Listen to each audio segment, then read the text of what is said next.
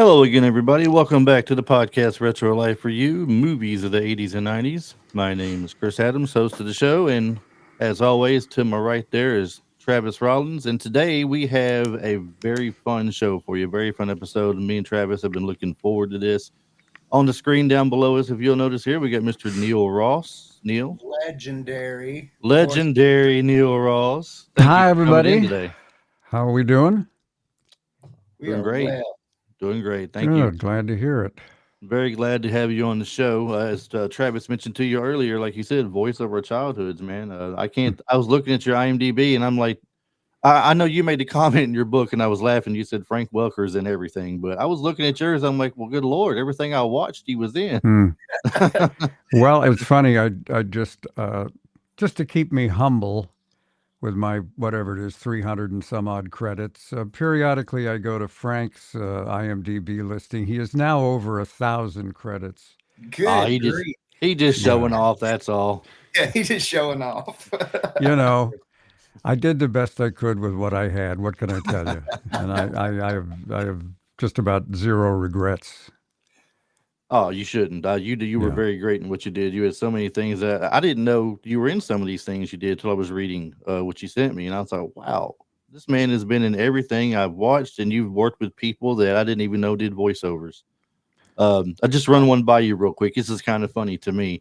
I was reading about Roscoe Lee Brown. Yes. Uh, Yes. you were talking about him and some work he had done with you, and I was reading how you quoted what he said, and I was reading. I was in my mind. I'm reading it like what I think it sounds like, and I'm picturing this guy from the Cosby Show, and it cracked me up so much, Travis.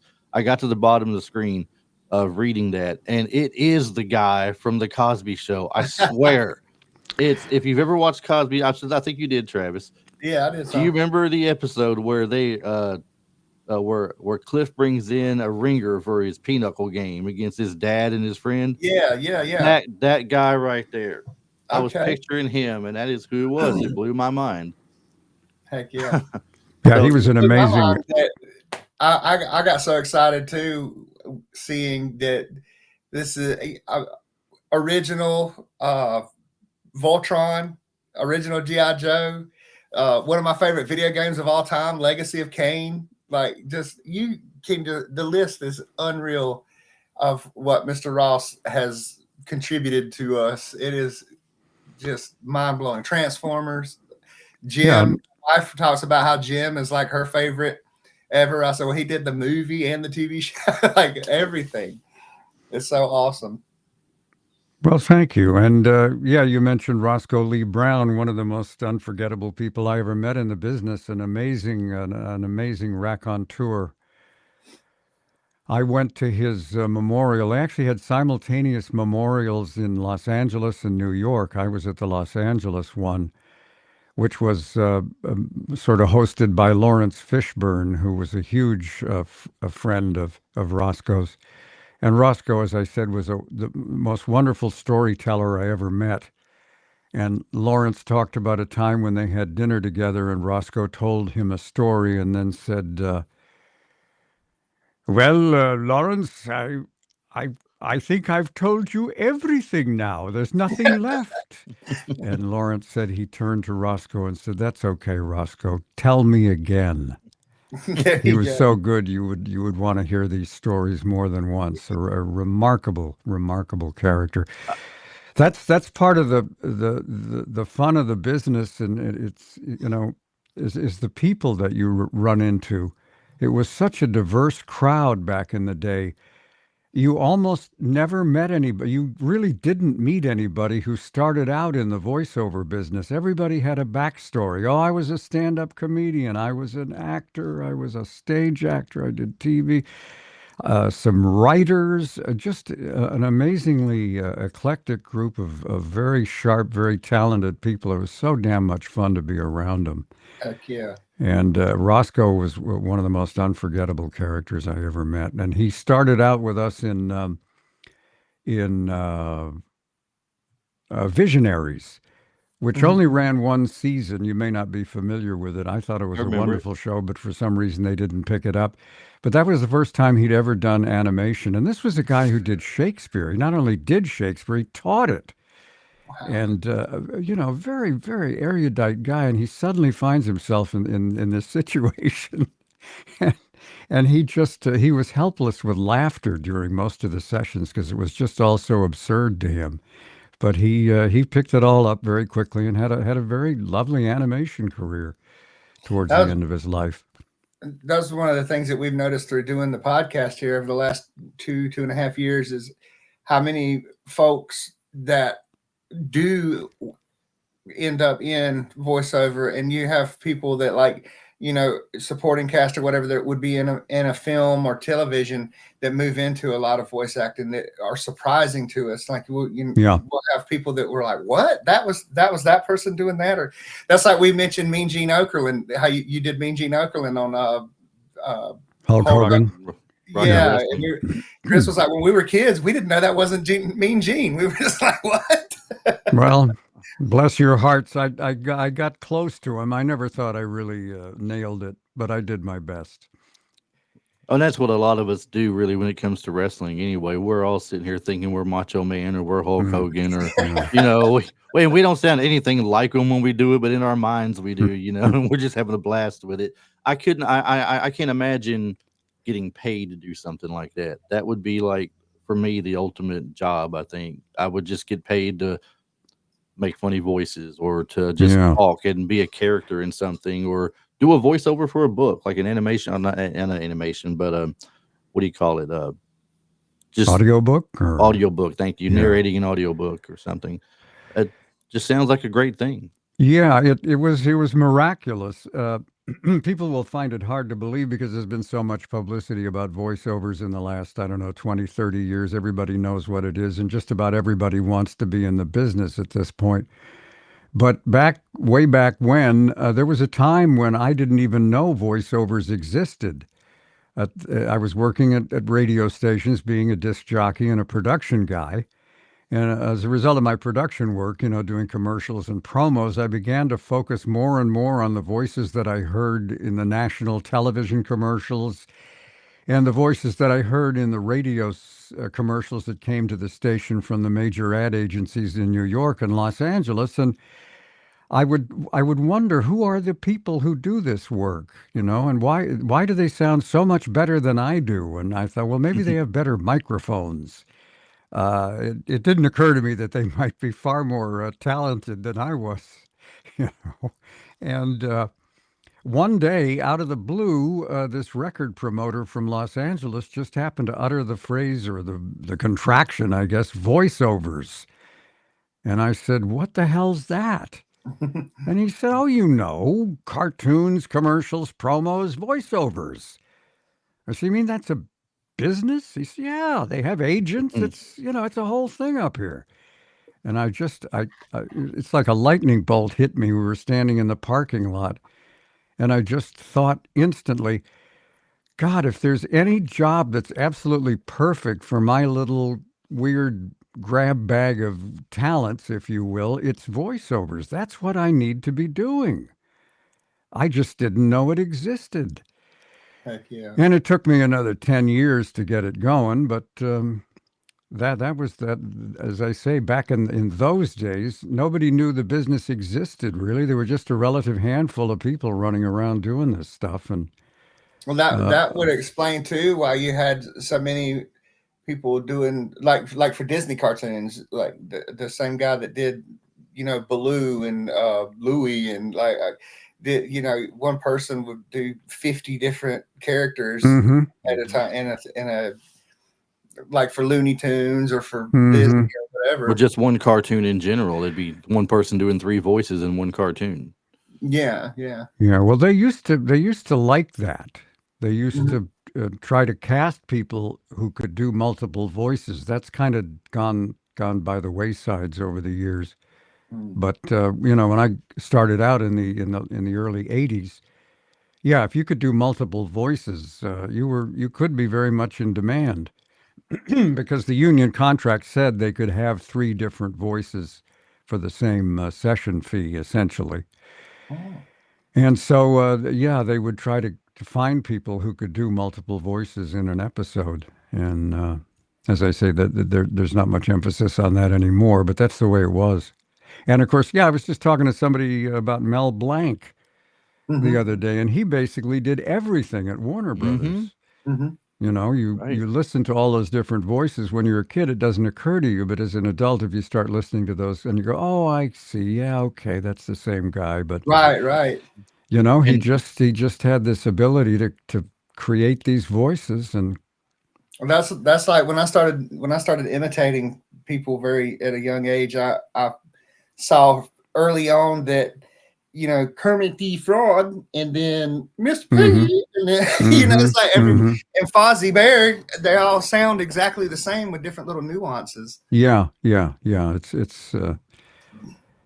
It's fascinating all the different sounds you can coax out of your throat Right. if you work at it. I have a quick question for you. Something I've been interested in with today's technology and all the Snapchat filters, and I'm a bit of a clown. I like just creating characters with these crazy Snapchat filters. Mm-hmm. Uh, and the way that it's just somehow, I wonder if it works, if this is how you do it, or if when I see the face or the filter or whatever, it's like the voice comes. It's like this is what that sounds like. Do you do that, or do you work at like practicing a voice, or how do you what's your process for coming up with the voice for a particular character? I think the process is probably the same for everybody in our business. People who, on the outside, sort of seem to think, in some cases, that well, you have 16 voices, and you come into an audition and you look and you say, "All right, I'll use number 7 for this guy." It's not the way it works, at least for me, and I think the other talent I've talked to about it. Basically, you come in and what you've got is a couple of drawings of the character, and then you may have a 1 or 2 paragraph description of the character, their foibles and what have you. Sometimes they'll say, we think we want a high screechy sound for this guy, or we want this or that. Other times they say, just surprises, we don't know what we want. Okay. But you look at the picture and you read the description, and hopefully you begin to hear a voice in your head, and then the trick is, can I reproduce that into a microphone? Yeah. And yeah, that's how I do it. I don't have 16 voices. Right. You know. That's what I wondered, because it's like, yeah, you see him and it's like I can hear this in my head already. Like I instantly Yeah, yeah, know what this weird looking thing is supposed to sound like. It's kind of like when yeah. you're reading a book. When you read a book, you're in your mind, the character sounds a certain way, I guess, based on how they describe them. Hmm. And then it's kind of, I've always found it kind of interesting when you read a book. If you read a book and they make a movie of it later, and they cast somebody to play the character, how they play it, and how much it Hmm. sounded, how close did it sound in your mind, what they actually Yeah, portray it as. yeah. Everybody's different, but It is interesting. I listen to old time radio broadcasts on the internet, and they used to. It's funny, Hollywood, the movies were terrified by television, and they fought tooth and nail to keep their actors off television, and they felt threatened by television. But they were not in any way threatened by radio. In fact, apparently they regarded radio as a great way to promote movies. So they would lend their talent out to do radio versions of movies. And Yeah. sometimes the original actor isn't available, so they put somebody else in. And it's interesting to hear a radio drama of Casablanca without Bogart, with somebody else playing Right. Rick. And it's just interesting to hear, and you find yourself wondering, well, if the that any particular character, if that voice had not been available that day, what other choice would they have made? Yeah. Would somebody true. else have been even slightly better? Who knows? It's so hard to tell. But sometimes you fall in love with a character and it just seems perfect. It's like Bart Simpson. I cannot imagine anything other than what Nancy Cartwright does. For And it and sure. it and it blew my mind when I knew that was a woman that did the voice Yeah, when I yeah, first heard yeah. it. I was like, "Wow, that is not what I thought." And then you mentioned the old like radio things like that. I used to listen to some of the Gunsmoke things that they put out there, Hmm. Oh and yeah, as I was yeah. listening to that, I'm like, that don't sound nothing like James Arness. No, no. Well, And I I'm mean, saying I he might came not at have it. been around at the time. I don't even know, but I came at it from another angle because, of course, I essentially discovered Gunsmoke on the radio because I was young enough, or at an age where I was listening to radio. You guys probably weren't even born.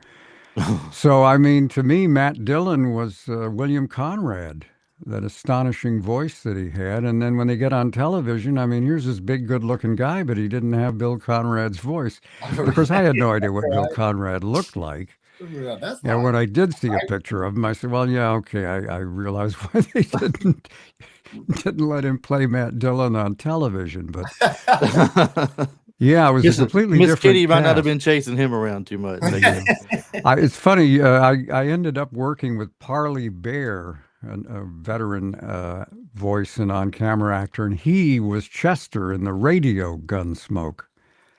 And I remember I made a joke about limping, which had to do with the television version with Dennis Weaver, who played the Chester character, and he Right. limped, Yeah. and and he was not happy. He glared at me and said, "Young man, I did not limp on radio." Young my man. my dad loves that show. It's one of his favorite all time shows was Gunsmoke, and he told me a little tidbit when he goes, "Did you know that they tied a board to his leg under his pants so he would keep his leg straight and truly limp because he would forget to limp at times?" I'm like, Yeah. "No, I did not know that, but that is cool." Well, that was the Very irony. I guess Dennis Weaver was like an Olympic class athlete Oh as a young wow. man, Mhm. and he did not limp. Yeah, he had to either, yeah, tie it off or something.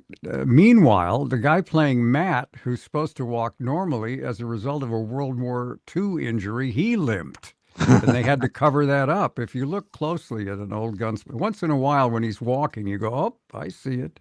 Okay, a little bit of a limp going on there." But uh, so the You know, guy I who would limped imagine didn't too. limp, and the guy who didn't limp did limp. I would imagine too with the radio show coming first, and like I would imagine in voice acting as well. Like y'all aren't sitting there watching the cartoon as it happens to read your parts off. No, So no. he's creating this character, and I would imagine y'all are having to use quite a bit of imagination to create this scenario in your mind to get these emotions and feelings out while you're doing this. So Yeah. he spent this time creating this, and then him being a world class athlete, he's like, that's not who I was. Yeah. Yeah. That's who the character was.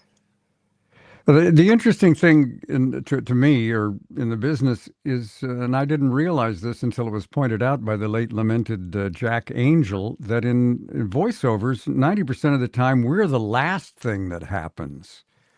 You know, if Wow. I do a voice for a movie, the movie's already in the can, it's been edited. They're doing what they call post-production, which involves sound, among other things. And that's when they plug in the voiceovers. Almost, I did a voiceover for, oh gosh, Inner Space, Mhm. which long ago, Joe Dante movie. And actually, the movie ended up in theaters roughly 72 hours after I did my last voiceover for it. Wow. In fact, the guys at the studio said, "We think you broke the world record for an actor doing a performance and then the movie ending up in a theater like Wow. 72 hours later." He said, "I can't imagine anybody else cut it that That's wild. close." Was that the movie that was Martin Short and Dennis Quaid? Yes, Yeah, yes, they yes, shut down. where Yeah. Yeah. uh, he gets miniaturized and injected into Martin Short's Right. body. It's a nice little movie, and I was the onboard computer. I talked to Dennis Quaid. You know, I'm glad you brought that up. I was telling a friend of mine we had you coming on to talk with and interview with and everything, and he was like, "Well, that's really cool." I said, "All he did was cartoons, though, right?" And I said, "No." I said, "You even?" I said, "Dude," I said, "You don't think about this, but it's not just about cartoons. There's like you mentioned announcers' voices. You did the narrating at the museum and Back to the Future 2. Hmm. You were like a Right. radio announcer, I think, in Dick Tracy. Yes, I Yeah. mean, it's much more than just cartoons. I told him, not to mention, just radio commercials and stuff off to the side. If you were doing those as well, I don't know, but Yeah. I mean, Well, you have to.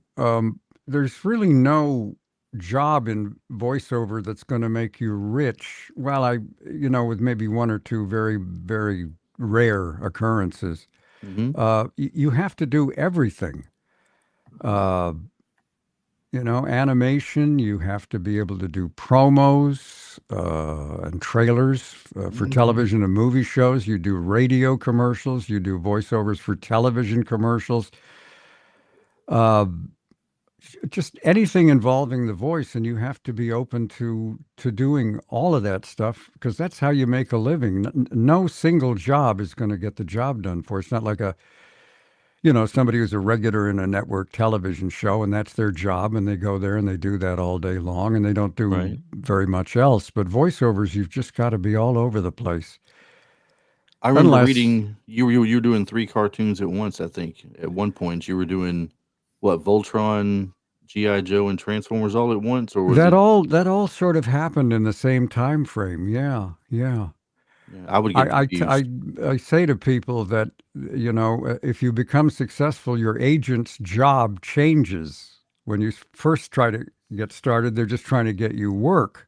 hmm But if all goes well, their job shifts into just being a scheduler. How can we make these jobs happen? How can we get him from one place to another? Right. Yeah, because Uh, during that time frame as well, Honest John from American Tell, and yes. then John Rambo. It was Yeah. Rambo. Yeah. Yeah. So I Yeah. mean, and all that's like in the same time frame too. I would imagine that is a quite the busy schedule. Yeah. I had about a 10-year period from, roughly 85 to 95 where I just was just banging from one thing to another. It was astonishing. I would have days just job, audition, audition, job, audition, job. Yeah. And then get in the car and look at somebody's bumper for an hour and a half trying to get home. Right. So But when you were doing things like that, because like 1986, we'll just pick a year, 1986, we've got the Gym movie, Transformers, Wildfire, Hulk Hogan's Rock and Roll Wrestling, what was 85 through 86, Defenders of Earth, GI Joe, American Tail, like Centurion. The list keeps on going on. It take me 4 minutes to name off all the things that you did just in 1986. yeah, that was a So hell of a would, year. would that be when they did that, when you'd go in for a reading or whatever, excuse me, would they have like the whole season of the series? Like, did y'all do that all at once, or was it spread out over an amount of time, say for a season for a series? Well, they usually would do one episode per session. Mhm. So if you were cast in a 65 episode series, you would do 65 sessions. And that would be spread So out those over were separate over sessions. months. Y'all I'm wouldn't go sorry. in and just those were separate sessions. You wouldn't just like Yeah. go in and read for an entire No, season or no, whatever. Okay, no. so yeah, so that you're bouncing around everywhere then because you got to go Yeah, back and forth. yeah. So I don't think I finished a thought. It's just I started to say we're usually the last thing that happens in any given project, a TV commercial. Just about the last thing that happens is the voiceover gets slapped on, and then bang, it's on the air. But animation is the reverse. We're almost the first thing that happens. I mean, the first thing that happens is somebody has to dream up a concept and sell it and get the backing. And then somebody has to write a script, which is no small thing. I often say the writers never get enough credit. Some actors seem to feel like the script is something that falls out of the ceiling half an hour before they show up. But the truth is, some poor devil had to stare at a blank screen and try to put a show together. Mhm. But then in we come and we voice it, and then the voice tracks get sent to the animators. And in many ways, you kind of sometimes influence the way the character looks because they hear you and they go, oh, okay, this gives me some ideas visually what I'm hearing. And in fact, for a while, I don't know if they're still doing it, but occasionally when you would work, they would put a video camera on you. And the idea was, in addition to the soundtracks, they would send the video to the animators so they could just see what your face was doing while you did the lines. And sometimes that would inspire them to, you know. So the animation artists would do what we were speaking on earlier, where we see something and have a little description, and we hear the voice in our head. They hear the voice and see you, and Yeah, then it's they the create. reverse. It's Yeah, the yeah, reverse of the yeah, yeah, process. That's pretty yeah, cool. yeah. You mentioned earlier about I think it was Visionaries. I Yeah. think it was originally intended to go a lot longer, but you only did 5 episodes of it. No, we did And 13. was it We did 13. 13? That was a Okay, season. Yeah. okay. Now is that the? I don't remember if that's the one or if it was a different one that only went 5. I can't remember now. You were talking about in your book about how Oh, it got yeah, yeah. canceled Was because that the Sectars, I think? it might have been something like that, Yeah, but the yeah. toy didn't do well apparently, so they canceled the show. I mean, did that happen a lot back then? No, no, that was a rather rare occurrence, and I don't know. I heard rumors that the toys did not test well, and they just decided to abandon it. But yeah, we got booked to do 65 of them. Showed up to do the first one, and the director said, "Well, I got good news and bad news." Okay, what's the bad news? Well, we're not doing 65. What's the good news? We're doing 5. Well, that's your good news. So yeah, they just did 5 and turned it into a mini series or something, and that was the end of it. But I Oh, mean, as I was driving to the session, there were billboards on the freeway for Sectars. wow. It was the damnedest thing. I mean, I thought, boy, this is going to be huge. Look, there's billboards, and we haven't even recorded a word. And then Man. the whole rug got pulled out from under us for reasons What I know not why. in the '80s? That not the cancellation, but um, the animation being created as a promotion for the toy happened quite often, though, didn't it? I believe He-Man was a toy first by Mattel, and then like Yeah, yeah, Joe's been around since the '50s in comic books, and then yeah. they turned it into the cartoon. Well, Like what happened was that Ronald Reagan got elected, and he put a guy in charge of the FCC who was into deregulation. So they did away with a lot of the regulations around children's television, which made it economically feasible to put these shows on and sell toys. The only restriction was that you could not sell the toy in the show. In other words, if oh, you're watching G.I. Joe, they couldn't run G.I. Joe toy commercials, but they could run commercials for other toys. And so we were told, at least Wally Burr told me at one point, the reason there were these two shows, G.I. Joe and Transformers, which he voice directed both of them, and they were both done by the same company. mhm. The idea was they would appeal to the same audience, so they would sell the Transformers toys in the G.I. Joe episodes and vice versa. And Yeah, I so the remember it whole doing thing that. became toy driven. You could have wonderful scripts, great actors, a wonderful show that people loved. But Hmm. if the toys didn't sell, you're Yeah, gone. that's really kind of sad because there were great stories. GI Joe, Yeah. Transformers.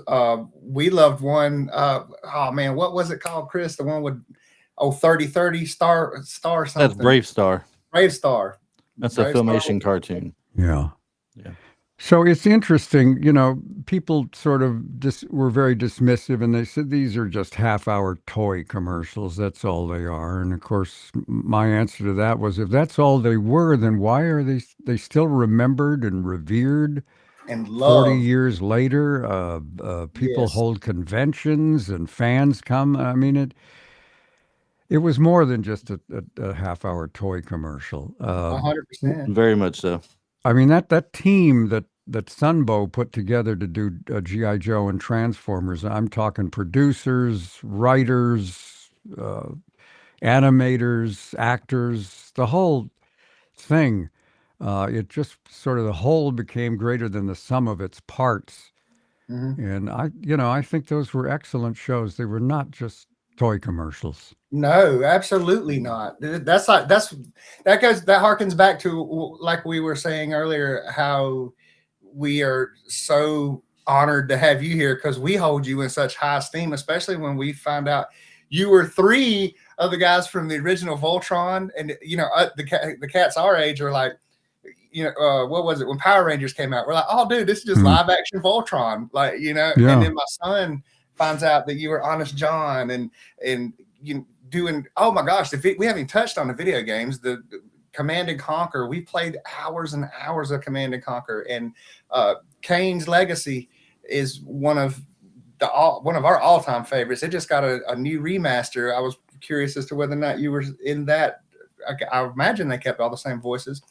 But yeah, no, the importance for it's sad that the powers that be, I guess you would say, the machine looks at it that way when you just so eloquently stated that it means something. That meant something to our childhood. We carry that with us, like you said, 40, 50 years into the future.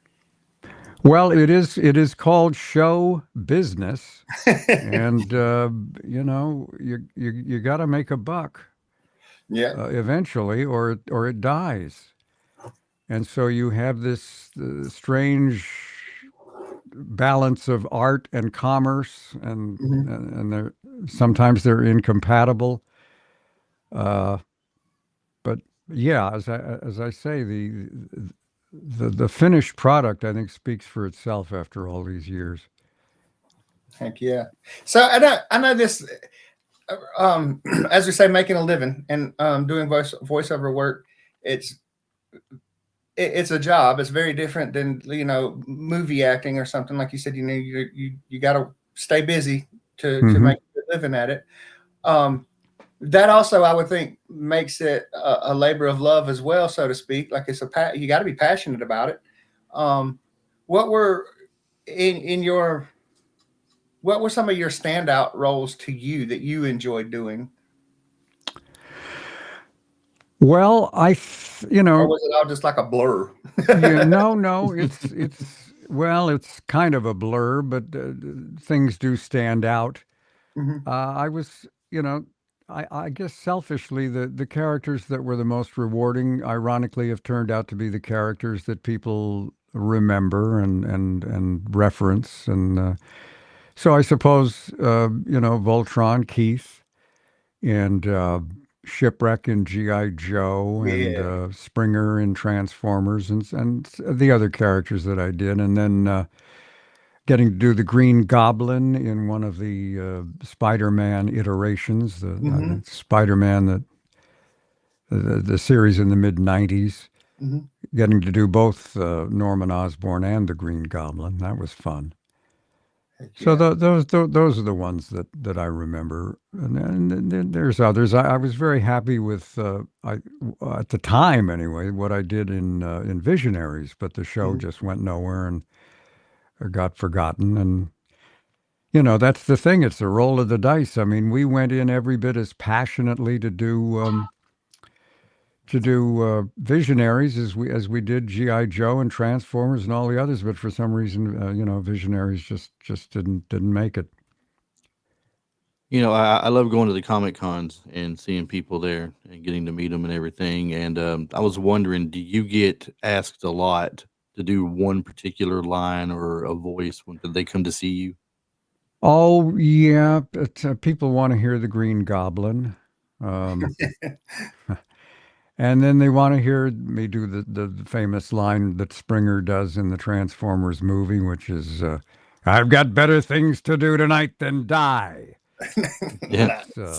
Yeah. That's funny. I tell the story when that movie premiered in Westwood. We all showed up, and that line came out, and there was this giant a huge roar from the audience that obliterated the next minute of dialogue, Wow. And I realized, oh my gosh, maybe I'm on to something here, It's great to have a tagline. I mean, Clint has, go ahead, make my day. And, you can, and then Schwarzenegger, I'll be back. Right. And I've got better things to do tonight than die. I wish it was a little shorter because people keep wanting me to write it out when I do sign autographs. Right. It would be easier to write "Make My Day," but but someone else Unfortunately, beat you he's to it got that. first, right? Yeah. I've seen uh I've seen Peter Cullen. I saw him in Knoxville last year in Knoxville, Tennessee, Hmm. at the Fanboy Expo, and that man has a line. I couldn't get in it the first time when I first got there. I had to come back later the afternoon and get in line again Oh, I know. because It's amazing.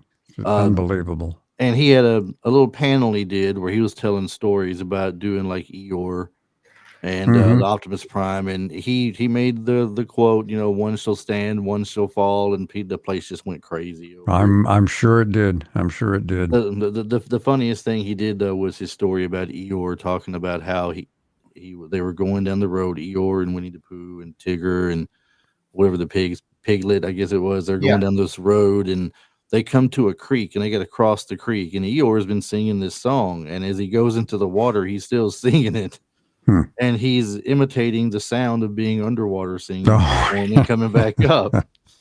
And he said, "Would you believe that Disney cut that entire piece and didn't even Hmm. put it in the movie?" I was like, "That's awful," because that sounded Yeah. so cool when he did that. Hmm. But I just wonder if they ever hit you up for anything in particular, because I know that he gets a lot of the "one shall stand, one shall fall" or Autobots roll out, Hmm. and I'm sure Frank Welker gets his share of requests too with all that he's done. Well, that But, Springer Yeah, I line. like that. I got That's. better things to do tonight than die. That was a good Uh, one. and Yeah. what's funny about that, I just watched that last week because I was supposed to do, while Travis was gone, a episode with one of my friends to take his place, and he wanted to do Transformers the movie. So I rewatched it last week for the first time in about 10 years, probably. And it just, when you said it, I was like, I just heard that last week Hmm. watching this. So that's awesome. Yeah, I haven't seen that in a long time. I, Well, I'm not gonna say it's one I rewatch often because you get to rewatch Optimus Prime die every time. You yeah. know, I can't believe that a a toy company, that a show would take its primary things that people loved and kill them off. Because I hadn't seen it so long, I was reminded that Ironhide gets killed early on, Yeah. and then Prime later on. Well, I'm you like, well, should there have. goes You all the should Peter have. Cullen stuff. You should have seen the us showing up to do the movie and getting our hands on the script for the first time, and all you heard was, "Wait a minute, I die? Who the hell wrote this?" No Yeah, it doubt. was. They wanted to introduce a new line of toys, and for some reason they decided to kill off the old line of toys. And to me, that was just a breathtaking blunder. There had to be a better way to handle it. Yeah. Nobody wanted Rodimus Prime. I mean, Yeah, they could have I always done more toys. They could have always left him at Hot Rod. You know, they could yeah. have done other things without killing off the old favorites. And then they did the same thing in the GI Joe movie, which actually never did become a movie. It ran on television, but they killed off Duke, Yep. Mhm. and what can I tell you? Not my decision. I think Duke and Snake Eyes were probably, in my area of the world, Duke and Snake Eyes were probably the two most popular good guys out of G.I. Joe. Yeah. Yeah. You mentioned earlier you're talking about getting started in the business and everything, and I've heard many people say in the past that, back in that time frame, it didn't really pay as much as it seems like it does today. But money's changed from then and there. I understand that and all, but a lot of people don't understand the importance of the residuals you guys get. It's not just the payday when you do the voice. You're getting paid as long as I get to Hmm. say it on television, or selling DVDs or maybe digital downloads even. I don't know. But can you talk about that for a little bit? The importance of like getting the residuals, because a lot of people are like, well, that's like a 25-cent check here and a 25-cent check there, or it might be $10, and well, that adds up after a while. I mean, Yeah. It you almost couldn't have the business without it. You just as I say, I was very fortunate and very busy for a certain period of time, but for most actors, it's hit and miss. And you've got to get in your car and go to auditions, most of which lead to absolutely nothing. And you've got to keep your skills up and keep your mental health up while you're mhm, dealing with just tons of rejection. And a lot of times you fall into periods where no matter what you do or how hard you try, you're just not clicking. And those checks coming in, just save the day and make it possible for you to hang in there until that next job comes around. To me, a freelance actor, the visual analogy I use is a trapeze act. You know, you let go of one bar and you're hoping you can grab another bar before you fall to the floor. And Hmm. it's kind of the same thing. And so, yeah, it's the residuals are a wonderful thing. And I am very grateful to people I never met and never got to know. Screen Actors Guild and AFTRA members who fought the good fight back in the 40s and 50s to make that finally happen in the 60s. And, uh, you know, I'm eternally grateful to them. It was a wonderful thing that they did. Now, are you still staying busy today with voice acting and everything? Uh, you know, it's not what it once was. I work a little bit here and there, but it's you know, I'm winding down. I'm I just celebrated the big 8-0 a couple of months ago, and you know, I it's think I'll be probably time fortunate if to. I make it that far. Yeah, That's how I feel well, sometimes. yeah, well, Well, he does have do have one for this year, Rosewater video game. Doc yes, Sedgwick, Oberlin, and Quentin Ellis, all three. yeah, So that's pretty cool. It's still steady. That's something you brought up. You just mentioned too about the mental health of it all as well.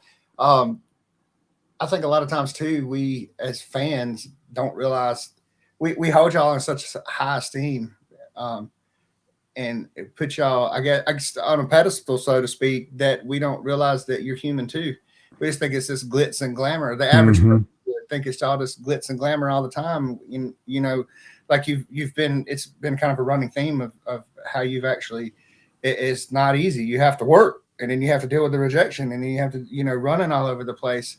And we look at IMDb and see, you've got hundreds of credits, and we're just like, the average person would think like, wow, this is like, just would think of you as being a millionaire and having living the life on a yacht or something like that. But no, mm-hmm. you're still Not regular quite there people yet. that go through the same things and the same turmoil that Mm-hmm. other people do as well. So I think that was a real cool statement that you made.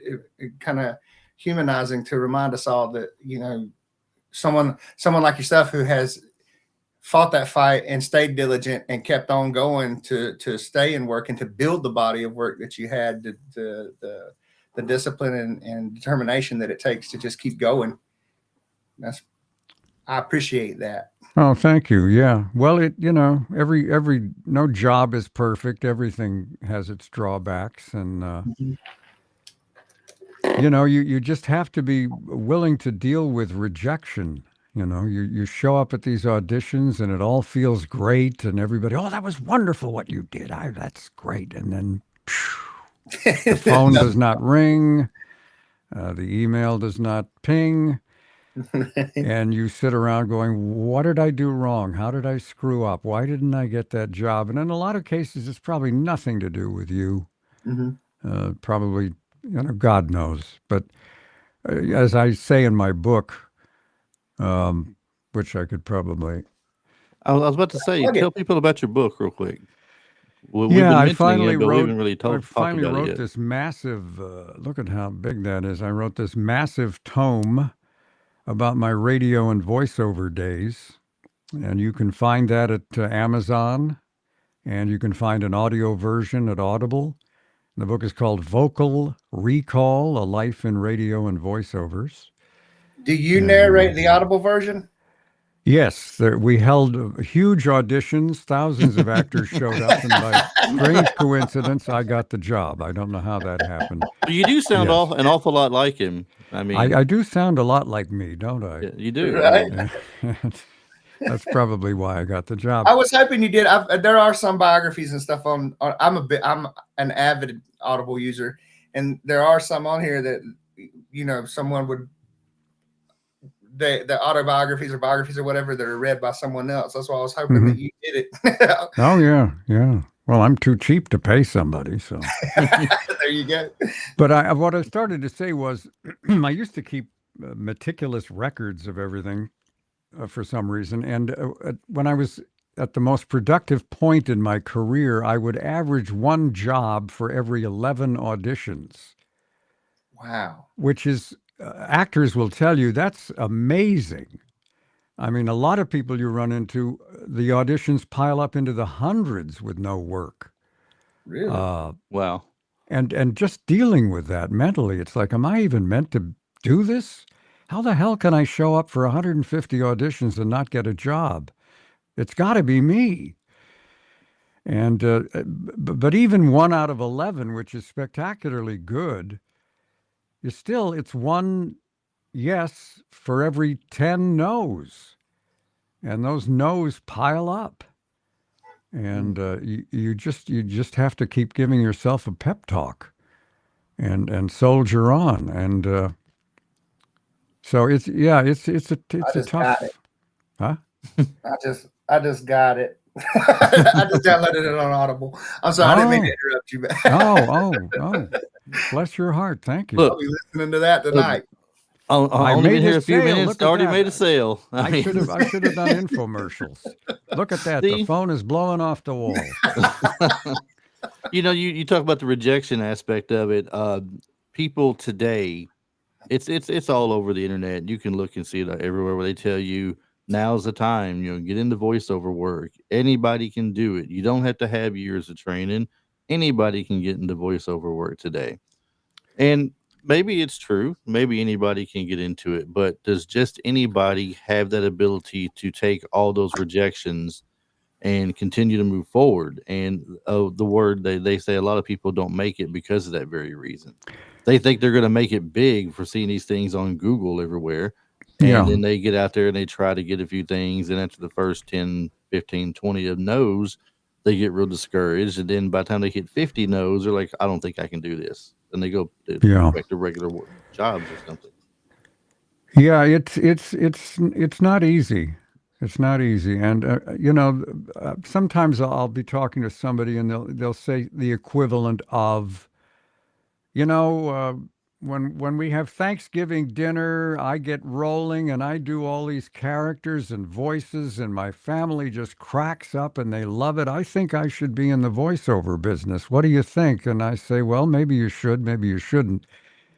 But there is a whole world of difference between sitting there in the loving arms of your family at Thanksgiving dinner and doing a voice and cracking Aunt Gladys up, as opposed to getting in your car and driving to some place in Burbank at 9 o'clock on a Monday morning where 4 or 5 people who don't look that thrilled to be there Mhm. stare at you through the glass and say, okay, what do you got?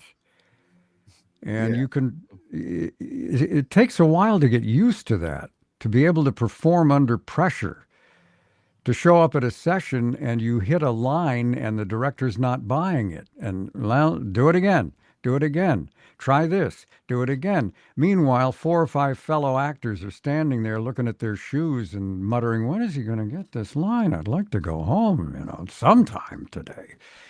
And it's difficult to describe what it is like to do it, professionally. And it takes a while for people to get used to that. Uh, like, stand-up comedians. You talk to a stand-up comedian, and most of them, I think, will say they were utterly terrified for about the first 10 years until they Mhm. finally settled into a groove and could get up in front of a crowd without almost wanting to throw up. Right. And so it's not just can you do this, but can you do this under very difficult circumstances? I heard a great line about the difference between a professional and an amateur, and it was an amateur can do it when she feels like it. A professional can do it when she doesn't feel like it, and that to me that sums it up. You Mhm. Like know. there may be days where you're sick and you don't want to get up and do anything, but you've got to get up. You've got to sound excited in your voice if that Hmm. character is that way. You can't just come in with the sniffles and everything. You got to try to push through it somehow and make it sound believable or the same as it always is. That's And you may probably you that's may wind up working for somebody who's not particularly friendly, or you know not that they're rude or unpleasant. They don't have people skills, and you do a line and there's no reaction, and you wonder what the hell, Right. tell me, good, bad, indifferent, and all you get is okay, moving on. Moving You on. know, Did you Well, have did you have a lot of instances too to where like I don't recall where I've seen this before, but it's like you'll go in and run a line, but you'll run the same line like multiple times with different nuances or the emphasis at the end or the front or the excitement or whatever, where they're like, so now they have like 14 tracks to choose from, and then they'll decide later which one to use. Well, of course, that process happens after we're gone. Usually, the director will direct you until he gets or she gets the line the way they want it, and they'll, all right, circle that one, take 8. Okay. Now, it's possible when it gets into the editing phase where somebody says, well, I'm not that thrilled with take 8. Let me hear 1 through 7. And they go, oh, well, take 4 he had it on take 4. Why were they fooling around? Use take 4. But of course, we're long gone by then. We have no Okay. idea any of this is But happening. that does happen where you do the line like multiple times. That happens. Oh, yeah. I mean, Wally Burr, sometimes the take numbers would go up into the 20s, Line 7, take 29. Oy vey. And after a while, it turns into gibberish, Yeah. So, all the video games that you've been through, I was just curious earlier. I was reading through all of them. Did you ever audition for like the Blizzard game, World of Warcraft? I love playing that game still to this Yeah. point today, off and on. I mean, but did you ever audition for any of those, or? I may have, it's so long ago, I don't remember. Yeah, it's about 20 years, 20 years plus. What was it? Yeah. Right about 20, 21 years ago, I guess now when they first come out. So it's been a while. And you got to remember, an audition is, and you're out of there, and Yeah. a week later, you don't even remember you did it. Well, I know you didn't have a credit for one. I know that much. So I Yeah. know you weren't in the game or anything, but I didn't know if you'd remember auditioning for one or not. No. I was thinking, I remember reading, going, "Wow, I mean, they lost out on him because all these other things I've heard and listened to," and I'm like, I couldn't believe that like everybody else you hear is in a Warcraft game. It seems like I thought surely you would have been in one. Well, the best But advice I ever heard was when it came to auditioning is give it 1,000% leave and try to forget about it immediately if you can. yeah, Because otherwise you'll sit around and obsess. Why didn't I get that? What the hell happened? So I actually work at trying to forget things Heck just yeah. so they don't haunt me. I got one more question for you. And then I don't know, Travis, if you have any more questions left or not. We don't want to take all of your day up or anything, of course, but uh, you've probably been asked your opinion on it before. But the whole AI thing they've got these days, where they're using these voices, most of the time we can tell if it's an AI voice in a video and an AI video on top of it, like the person in the video. They're not quite to that point to where they can really get away with impersonating somebody and taking Yeah. their voice. But have you ever been afraid of someone just hijacking your voice and profiting from it? Well, of course, AI only came into existence a relatively short space of time ago. I mean, if AI had come along in the 80s, yeah, I'd have been terrified. As it is, I'm, terrified for my business, even though I'm not a big part of it anymore. It's just tragic. And the only thing I tell myself is I don't think a machine, for lack of a better word, is going to be able to reproduce real heartfelt human emotion. Mhm. Maybe there's a way somebody fiddling around on a keyboard can manipulate the audio to sound a certain way, but I just think you miss the human element. Mhm.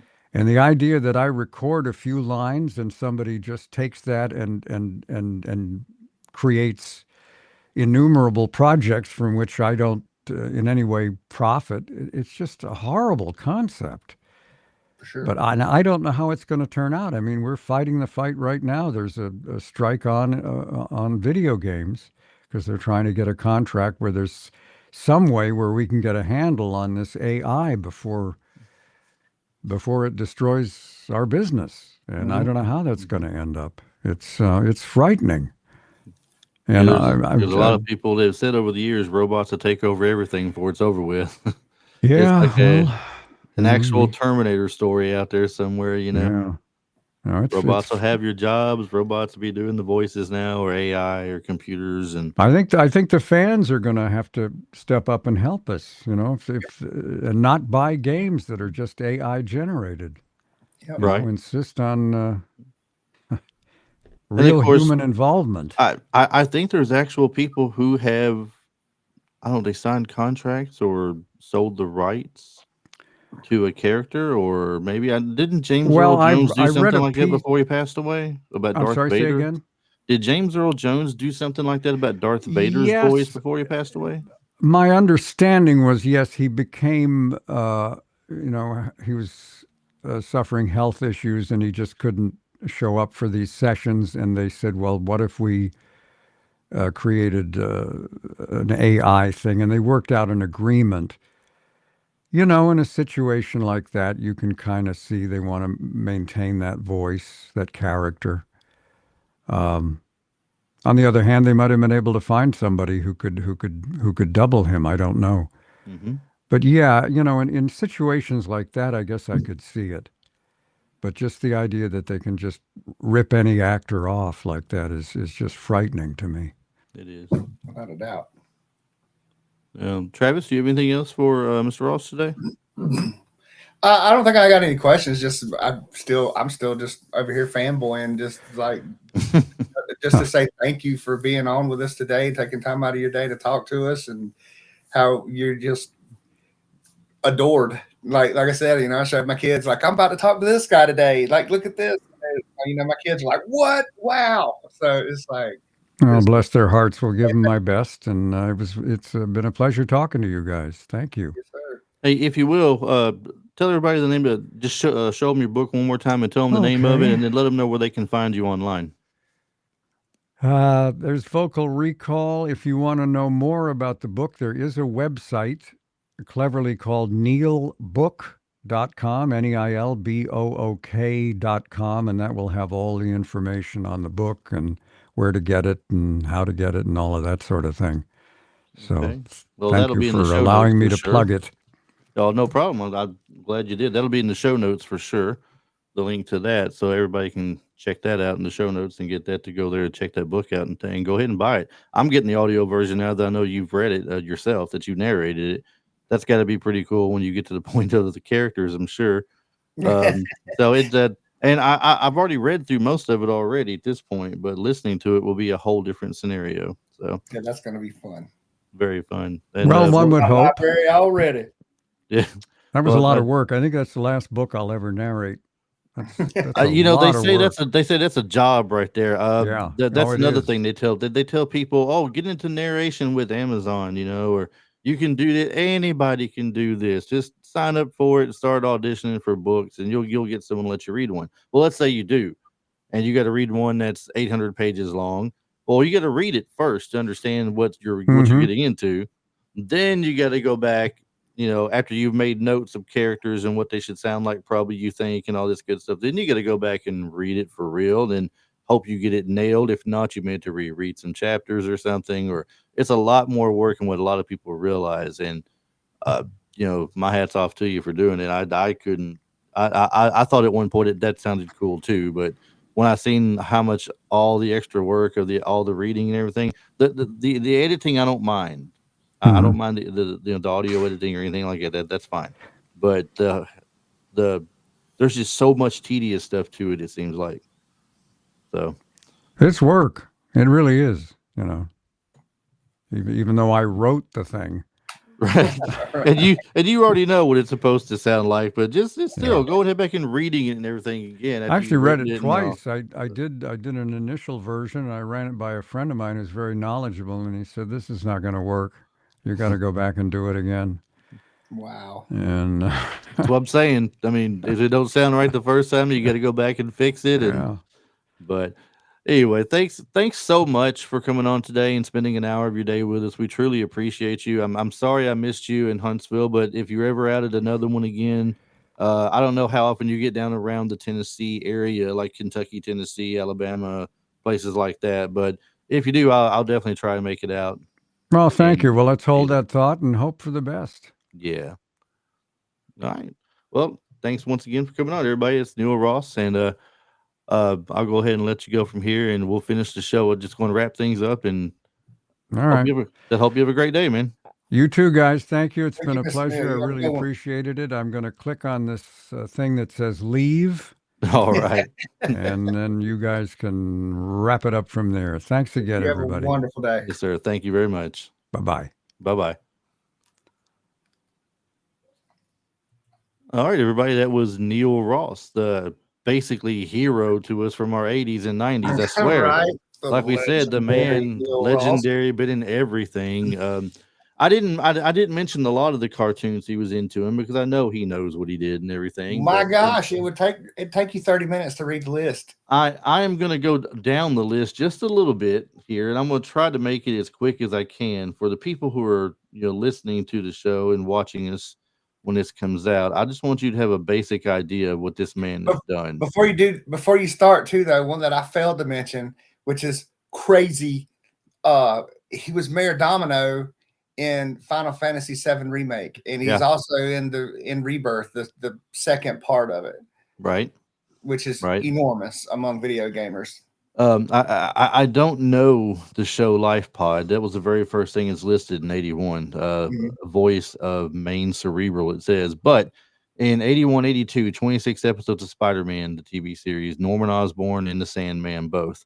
Mork and Mindy, Laverne and Shirley, The Fonzie Hour, Richie Rich, Pac Man, Christmas Comes to Pac-Land, The Dukes, the new Scooby and Scrappy Doo show, Spider Man and his amazing friends, Rubik the Amazing Cube, Poochie, the new Scooby Doo Mysteries, G.I. Joe, The Revenge of Cobra, The Cabbage Patch Kids, First Christmas, Pole Position, Robo Force, Pink Panther and Sons, Explorers, Robotics, Voltron Defender of the Universe, Punky Brewster, Bigfoot and the Muscle Machines, Sectars that he mentioned earlier that only went 5 episodes, Mhm. Pawpaws, Kissyford, Jim, Truly Outrageous, the TV movie, plays Howard Sands and Dirk Hayes and someone called Malone. The Transformers, the movie, Bone Crusher, Hook, and Springer. Transformers, Five Faces of Darkness, Springer, Bone Crusher, and an announcer voice. Hulk Hogan, Rock and Wrestling, as he said. Defenders of the Earth, G.I. Joe, Arise, Serpentor, Arise. He played Buzzer and Dusty and Monkey Wrench in that one. An American Tale, as Travis has mentioned, Honest John. G.I. Joe TV series. The two I mentioned previously, Buzzer, Monkey Wrench, and someone called Hector Ramirez. Centurions, he was Ace McLeod. Inhumanoids, Rambo, he was John Rambo. Uh, Voltron, Fleet of Doom, G.I. Joe, the movie, Buzzer, Shipwreck, Hector Ramirez, Inner Space, as he mentioned, the pod computer, voices on the Smurfs, not anybody in particular, but additional voices, Mighty Mouse, The New Adventures, um, Transformers TV series 84 through 87, doing the voices of Crosshairs, Monzo, and Fracas, the Mhm. Bionic Six, the Real Ghostbusters, Grendel, Tracy, and moviegoer number two, it says, Visionaries, DuckTales. He was a voice on DuckTales. Woo! Jim, Superman TV series in 88, Starlab security guard. The wrestling commentator voice in Roseanne, the TV series, when they had an episode of wrestling on there. Marvel Action Universe, a narrator. The Adventures of Raggedy Ann and Andy, the Karate Kid cartoon TV series. Pride of the X-Men TV movie. He was a voice of Nightcrawler. Uh, Back to the Future 2, as I mentioned, museum narrator. Robotics, Dick Tracy, radio announcer. Gremlins 2, the new batch, an announcer. Um, Tailspin, Little Dracula, Attack of the Killer Tomatoes TV series. It's a cartoon. Yo Yogi. He was an Gosh. elder in Fern Gully. Yes, Fern Gully. Darkwing Duck. He was Quack Mallardson in The Whitling Kid and Dan Gander. Um, Here's a video game, King's Quest 6, Air Today, Gone Tomorrow, Tom and Jerry Kids Show, Mother Goose and Grimm, The Legend of Prince Valiant, Y'all were Leisure just Suit. now getting to like Yeah, 1992. just now it hit in the early 90s. For crying out loud, this is amazing. Leisure Suit Larry, Shape Up or Slip Out, The Little Mermaid TV series. Um, Oh, skipping up a little and bit. Chris is skipping over some of them too. He's Yes, I throwing out am. the big ones. Right, I'm skipping over quite a few so far. These are just some of Yeah, the he's bigger throwing ones out big ones that here. we all know of. You know, I Yeah.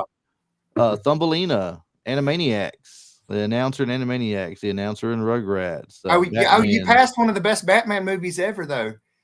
Mask of the Phantasm. I'm sorry, Batman, Mask of the Phantasm. He's additional voices in that. Yeah. Batman, the animated series, dealer of some sort, Ratso and police. A Troll in Um, Central Park. Babe. He was in Babe. Babe, Aladdin, SWAT Cats. Let's see, the Pebble and the Penguin, Freakazoid, Dumb and Dumber cartoon, Sylvester and Tweety Mysteries, Fantastic Four animated series, Iron Man cartoon TV series, Blood video Omen. game. That's where I Legacy was. of Cain. That's where I was going. The next The one that video started game. it all. The one that the second game is the one that John Wise is getting a tattoo of on his arm. But this one, the Blood Omen game that gave birth to Legacy of Cain, Yeah. this was a top down, like almost like a dungeon scroller. He did Malik, Ottoman, and Elsevier in that one. That's a big time. That's a big time game to us, to the gamers. Yeah. No TV doubt. series, Mortal Kombat Defenders of the Rim. He did the voice of Shang Tsung and Motaro. This man was Han Solo in a couple Star Wars stuff too. Yeah, I mean, if you like Star Wars games, there's quite a few Star Wars. X-Wing versus TIE Fighter. There was Masters Terraskazi. I guess is how you say it. Yeah, Yeah. Terraskazi, I think it is. Something running there. Blues Brothers animated series, Spider-Man the animated series, Batman and Mr. Freeze. Micro Shaft Wind Blows 98. What is that? He's a voice in some kind of video game. That is crazy. What is that? I'm gonna have to look that up. Yeah, I don't know what that is exactly, but Star Wars Rebellion. Is that making fun of Windows? Micro Probably. The Angry Beavers. Disgruntled employees, Meg and Graham, let you preview the company's secret OS. Play mini games involving Bill Gates and Steve Jobs and watch parodies of Star Trek, Baywatch, or Xena. Dude, I gotta check this out. That's crazy. Look, Zorro, the TV cartoon series, Pinky and the Brain. He did the video game Baldur's Gate in 1998. Yeah, Baldur's, dude, that game is huge. It says the voices was Eldith Cron, Ogrillon, and Scar. Or Ogrillon. I don't know how you say that. And Scar. Ogrillon. Star Wars Rogue Squadron. Legacy of Kain Soul Reaver. I had that game on what was the Sega Saturn? Yeah. I think it was on the Sega Saturn. They just did the actually I got it. They did the it wasn't a remake, it was a remaster. So you can go listen to him. He's Rahab. Being John Malkovich, featured character voice. Video game Revenant. Scooby-Doo and the Witch's Ghost. He was the mayor's voice. Star Wars X-Wing Alliance. Gosh, it goes on and on and on. He was in the Spyro video game. He was Moneybags the Bear, Bentley the Yeti, and a lot of other voices. He was in Command and Conquer. He was the spacesuit in Red Planet. Or the voice of it. Yeah.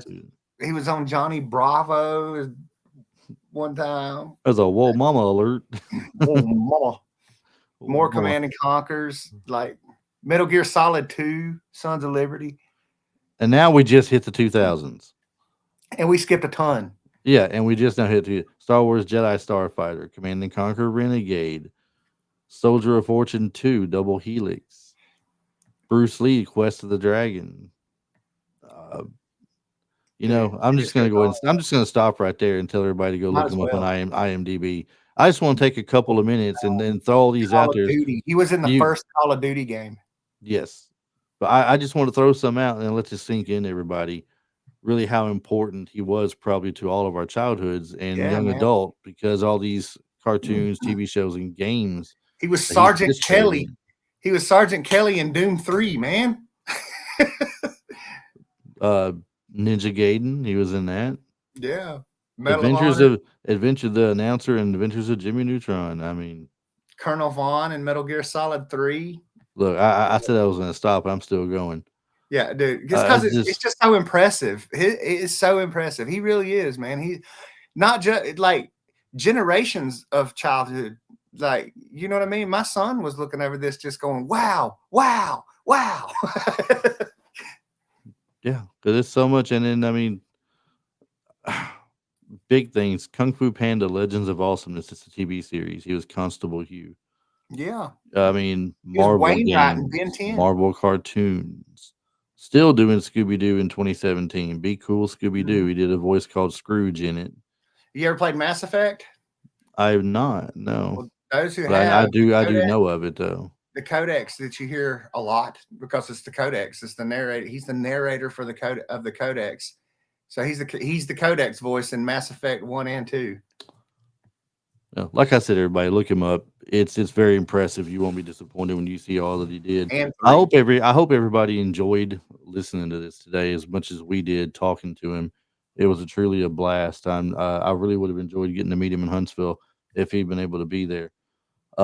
Hopefully I'll catch him one day down the road if he's able to go to another con and everything, and we'll see about that from there. But I'm definitely going to start when I go to these cons now. I'm going to start hitting more of the tables with the voiceover guys there too. Yeah. I just met Larry Kenny a couple of weekends ago. That's the voice of Lion-O from the Thundercats. What? Yeah, yeah. I should have Thunder. taken that. Should have taken Thunder. that little sword with me I bought last Yeah. year in Knoxville. Should have taken that. But then again, they wouldn't let me take it in though. They were checking people at the door for weapons for cosplayers. Oh And yeah. if you had anything that looked like it was could hurt somebody, you'd have to take it back to the car. So Oh. anyway, well, we'll go ahead and wrap this up, Travis. All of you who listen to this, I hope you enjoy it. If you're a first time listener, please be sure to go ahead and subscribe to us and hit that follow button. If you're watching this on YouTube, subscribe to us and hit the little bell icon there at the top so that we have something new come out, you're alerted. Email us retrolifeforyou@gmail.com.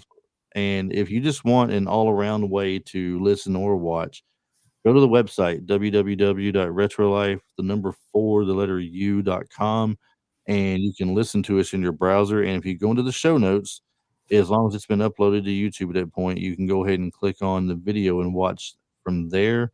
Or if you prefer just video only, you can go straight to YouTube. You can www.youtube.com/at retrolife for you, and it'll take you straight to our page with all the videos. So let's see where we at. Instagram, Facebook. Hadn't done much of anything else. I'm sorry. We're on X as well, and we have a TikTok, but I'm not much of a TikTok person, I'm afraid. So I don't put many things out like that. It'd probably go to YouTube if I did it.